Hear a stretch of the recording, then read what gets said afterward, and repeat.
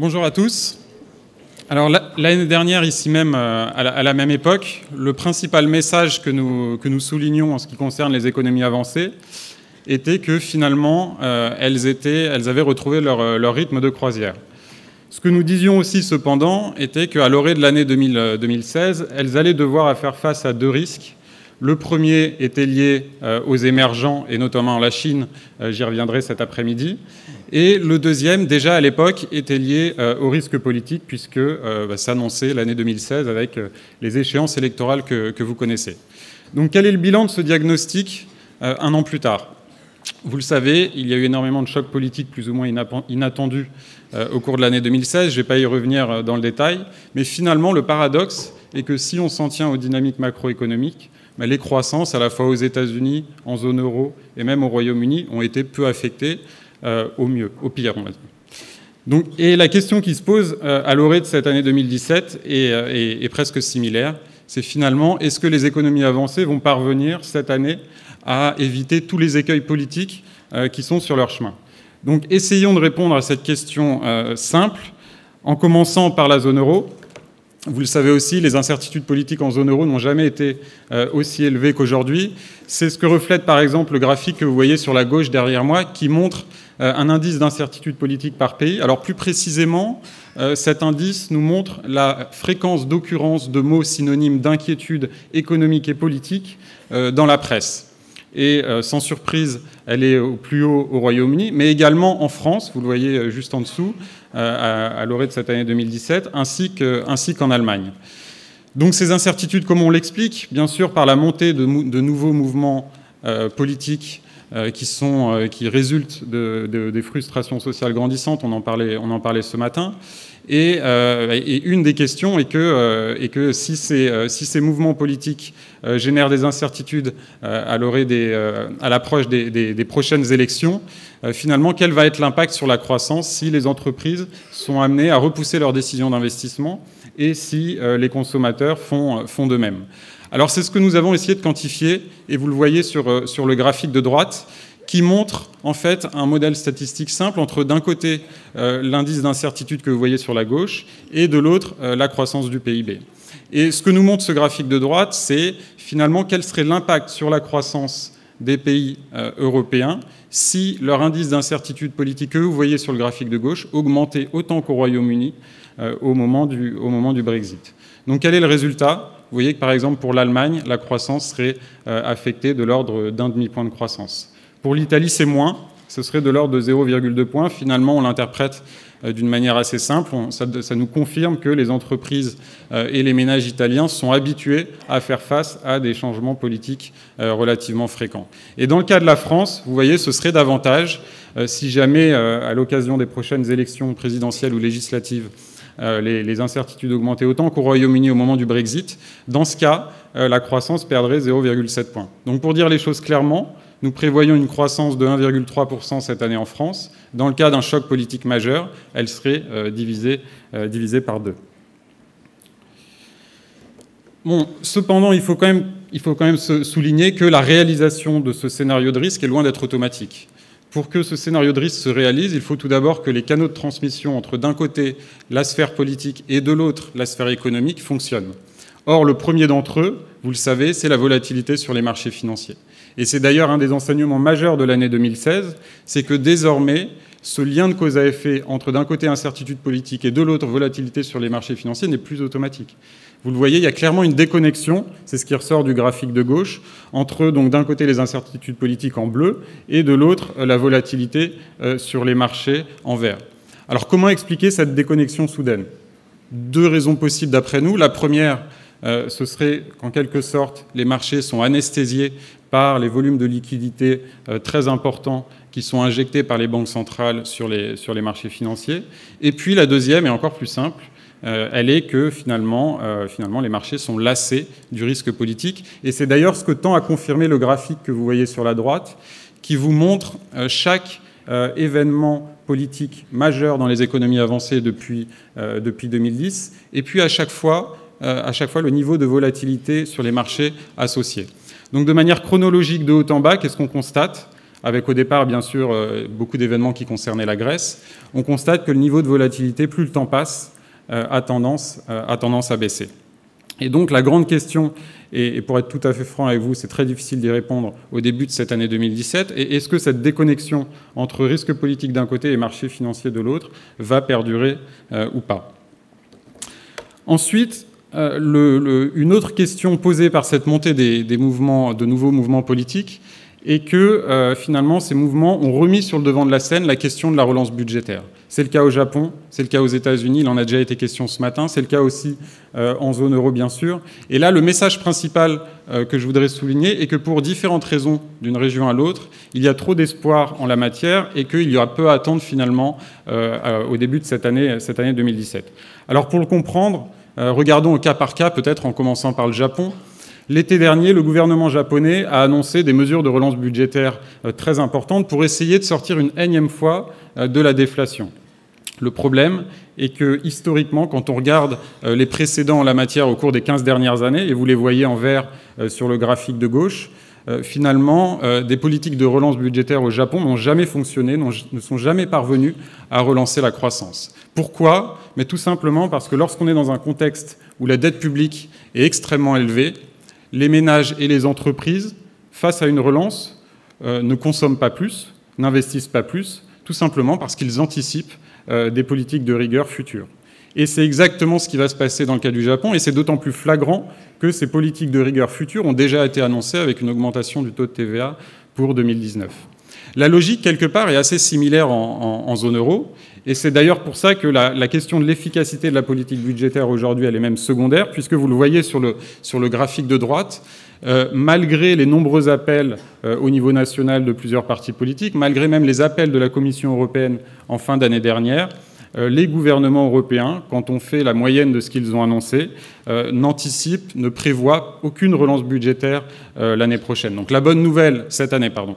La bonne nouvelle, c'est qu'on est sorti de la rigueur budgétaire. Vous voyez que l'indicateur de rigueur budgétaire sur le graphique de droite n'est plus en territoire positif. Mais la mauvaise, c'est que si on voit le verre d'eau à moitié vide, il n'y a pas non plus de relance budgétaire à attendre pour cette année. Et enfin, les États-Unis, très rapidement, puisqu'il en a déjà été question plus tôt ce matin. C'est d'ailleurs la politique budgétaire et les politiques de relance annoncées durant la campagne, notamment en ce qui concerne un plan d'investissement massif en infrastructure. C'est une des raisons pour lesquelles les marchés financiers ont beaucoup augmenté suite à l'élection de Donald Trump. Ceci dit, là aussi, encore une fois, quand on regarde, même s'il y a beaucoup d'incertitudes, quand on regarde les dernières déclarations du président Trump, il semble que dans son agenda, ce plan d'investissement en infrastructure ne fasse pas partie de ses premières priorités. L'abrogation de la loi Obamacare, une loi sur le rapatriement des profits des entreprises américaines à l'étranger seront sans doute votées ou discutées d'ici peu. Mais pour ce qui concerne un projet aussi controversé, rien qu'au sein du camp républicain, de relance massive en matière d'investissement en infrastructure, ce ne pourra se faire probablement pas avant le prochain processus budgétaire et donc le début de la prochaine année fiscale qui commence aux États-Unis le 1er octobre. Donc vous l'aurez compris, au mieux, même aux États-Unis, pas d'effet massif en matière de relance budgétaire avant la fin de l'année. Et le problème est que finalement, si aux États-Unis, on fait abstraction 2 minutes de la dynamique politique et de la question de la politique économique, je sais que c'est difficile, mais si on se focalise uniquement sur la dynamique cyclique de l'économie américaine, eh bien les signes se multiplient, des signes montrant que la surchauffe est proche se multiplient. Le taux de chômage est au plus bas, les salaires augmentent, les profits des entreprises baissent. Vous le voyez en bleu sur le graphique derrière moi. Généralement, ce type de signe est annonciateur que la période d'expansion est proche. C'est la même chose si on regarde ça au niveau sectoriel. Les ventes automobiles ont commencé à baisser et vous le voyez derrière moi, d'après nos prévisions, ça va se poursuivre cette année. D'ailleurs, plusieurs constructeurs ont annoncé ce mois-ci des arrêts temporaires de production pour écouler des stocks. Et puis, tendance comparable finalement du côté de la construction, où on avait l'habitude de voir au cours des dernières années des permis de construire qui augmentent de l'ordre de 10% par an. Encore une fois, regardez nos prévisions derrière moi, on sera plus sur un rythme de croissance de l'ordre de 5% cette année, ce qui n'est pas catastrophique, mais ce qui n'est pas aussi bon que ce qu'on avait l'habitude de voir. Donc, on est en haut du cycle aux États-Unis, ce qui plaide plus pour un ralentissement, d'autant plus qu'encore une fois, il y a moins à attendre que prévu en matière de politique budgétaire. La bonne nouvelle en ce qui concerne la zone euro, c'est que, vous le savez aussi, on est loin de voir des signes de surchauffe. Une autre manière de l'illustrer est ici sur le graphique de gauche. Certes, le taux de chômage a baissé de manière assez significative au cours des 2 dernières années pour la zone euro dans son ensemble, mais vous constatez aussi qu'on est encore loin du taux de chômage d'équilibre, seuil généralement à partir duquel les signes de surchauffe apparaissent. Et donc, c'est plutôt une bonne nouvelle, puisque ça veut dire qu'il y a toujours des marges de manœuvre en matière de rattrapage, à la fois au niveau macroéconomique, par exemple, dans un pays comme l'Espagne, où même si la croissance a été supérieure à 3% au cours des 2 dernières années, nous anticipons qu'elle restera proche de 2,5% cette année. Et puis, des marges de manœuvre aussi en matière de rattrapage au niveau sectoriel.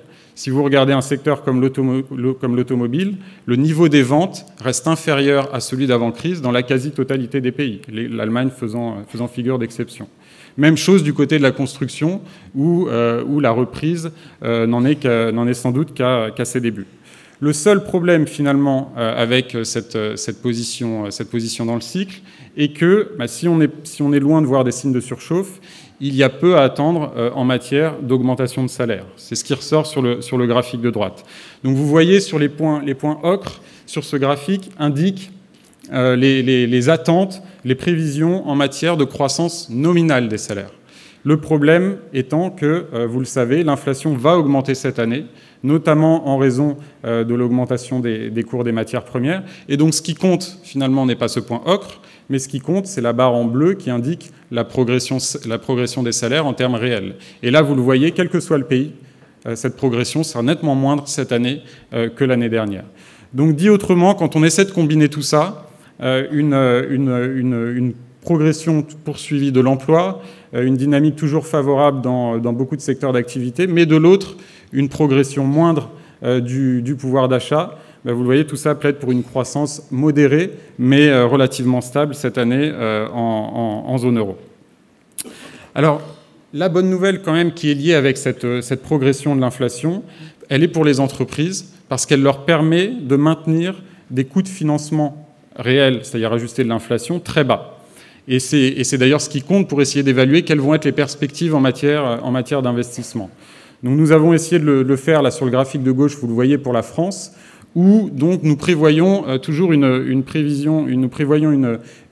croissance de l'investissement positive cette année, parce que justement ces coûts de financement réels restent bas, parce que la demande adressée aux entreprises, qui est représentée ici par la consommation des ménages, reste à un niveau modéré, et malgré ces inquiétudes, donc que vous voyez là la courbe en verte, pour lesquelles nous avons repris l'indice d'incertitude que je vous montrais un peu plus tôt.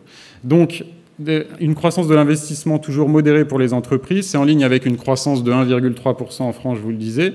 C'est, encore une fois, je me répète, une croissance un scénario dans lequel nous anticipons qu'il n'y aura pas de choc politique majeur. Et s'il y en avait un, je me répète, mais la croissance pourrait être divisée par 2.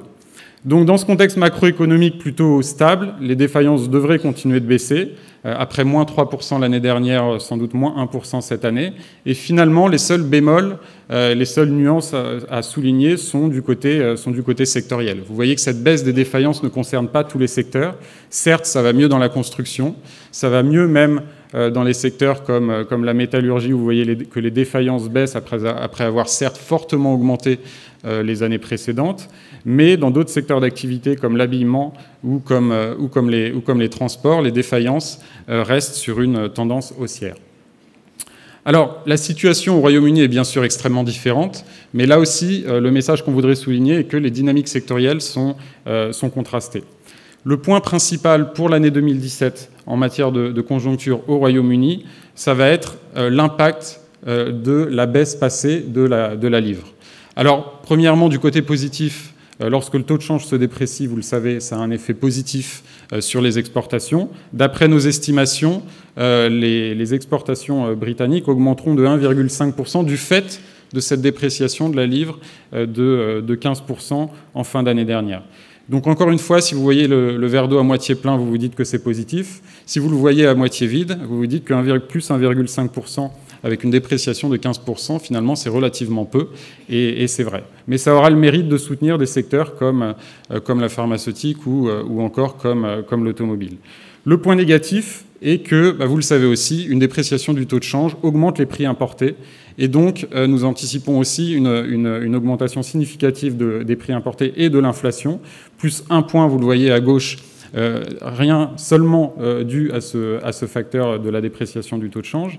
Et donc, les secteurs qui dépendent beaucoup des importations d'intrants pourraient être pénalisés, comme la construction, mais également des secteurs qui dépendent beaucoup de la consommation des ménages, comme la distribution. Vous le voyez un peu sur notre graphique, sur le tableau de droite, qui vous montre notre baromètre sectoriel qui est mesuré grâce notamment donc, à notre expérience de paiement chez Coface, grâce à des données financières publiées par toutes les entreprises cotées, et puis grâce aussi à l'expertise de nos arbitres, à la fois ici à Paris, et puis en ce qui concerne bien sûr le Royaume-Uni, donc au Royaume-Uni.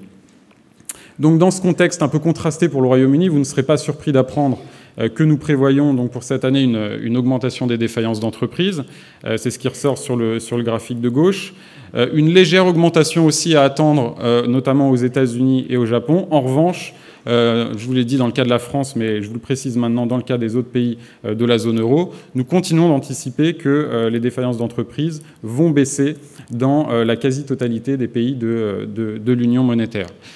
Le seul bémol, finalement, c'est que, et c'est un paradoxe, on est dans un contexte où les défaillances baissent, mais dans le même temps, les créations d'entreprises, elles, augmentent très peu.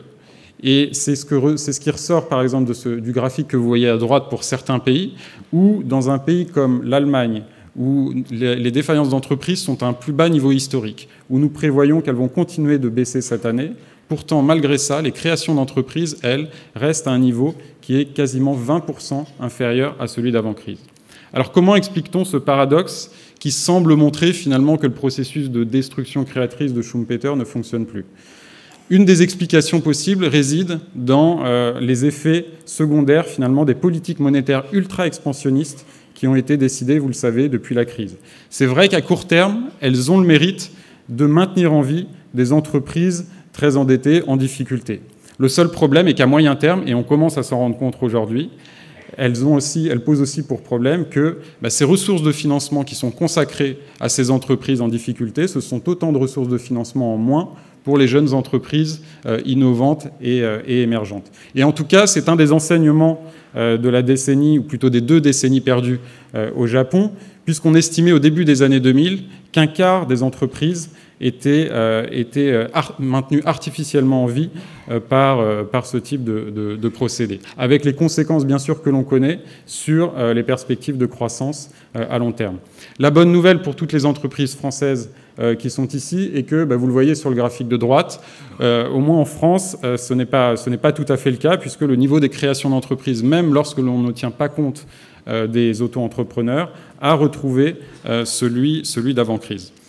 Donc des créations en hausse en France, des défaillances en baisse. Vous l'aurez compris, le risque entreprise a eu quand même tendance à baisser ces derniers temps. C'est d'ailleurs ce qui nous avait conduit, il y a 6 mois, à améliorer l'évaluation pays en A2 de la France. Donc pour rappel, ces évaluations pays mesurent le risque de crédit moyen des entreprises en tenant compte notamment de notre expérience de paiement ainsi que d'indicateurs macroéconomiques et sectoriels. Et donc, ce qui ressort de notre dernière actualisation donc, que nous publions aujourd'hui est que donc, nous annonçons le reclassement de l'Espagne dans un contexte macroéconomique toujours favorable et puis dans un environnement politique relativement apaisé, même si cette année, il faudra toujours surveiller la question de la Catalogne. Et nous reclassons aussi deux autres pays, l'Islande et Chypre, alors 2 pays éloignés en Europe, mais qui ont pour point commun d'avoir résolu ou d'être en passe de résoudre la question des contrôles de capitaux, ce qui forcément améliore le risque entreprise. Et enfin, je terminerai là-dessus, dans un contexte où ça va mieux en Europe de l'Ouest au niveau macroéconomique, une région en a particulièrement bénéficié au cours des 2 dernières années, c'est l'Europe centrale, d'où les nombreuses améliorations d'évaluation pays que vous pouvez voir, qui ont été décidées au cours des derniers trimestres. Et encore aujourd'hui, j'en dis pas plus sur le sujet, puisque c'est le sujet justement de la prochaine table ronde. Je vous remercie.